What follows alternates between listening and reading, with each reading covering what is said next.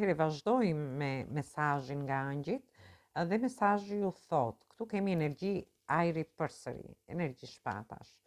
Dhe ju thot, ju do përdorni logjikën, do jeni gati, por do keni dhe dyshime. Dhe unë ja u thash edhe te java e parë që ju do ndjeni konfuz, do jeni në dilema në lidhje me situata të ndryshme. Dhe ju thot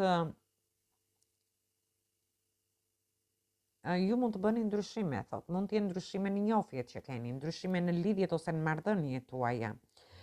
E vërteta thot, të vërtetën do ta thoni pa takt, do tregoni pak të vrullshëm dhe faktikisht ishte edhe kjo kartë, po thuajse është energjia e mesazhit nga ëngjëjt. Do tregojeni të nxituar. Në lidhje me ndryshimet që do bëni, mund të jetë ndryshime tham në dashuri, në njohjet që keni, ju mund të ndryshoni një njohje që keni, në lidhjet ose në marrëdhëniet tuaja, por gjithsesi e vërteta duhet thënë me takt, thot, jo në mënyrë të nxituar, jo në mënyrë të vrullshme. Për pjesën tjetër, kjo mund të ketë lidhje me punën. Ju mund të dëshironi të ndryshoni një punë. Ndoshta gjërat nuk shkojnë ashtu si ju doni, sepse shoh që ju bëhet një padrejtësi, mund të keni kundërshtime mendimesh, një lloj konkurrence ose disa konflikte. Dhe është momenti që gjërat i bëni me qetësi, pa përdorur atë vrullin edhe atë nxitimin në lidhje me fjalët që do thoni.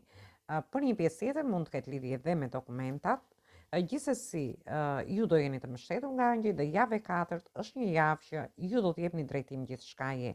Thjesht duhet keni kujdes të menaxhoni situata të ndryshme që do t'ju vinë gjatë këtij muaji. Atëherë kjo ishte për ju, ju përshëndes të gjithëve, ju uroj një muaj të mbar përsëri, dëgjim të këndshëm të kësaj videoje.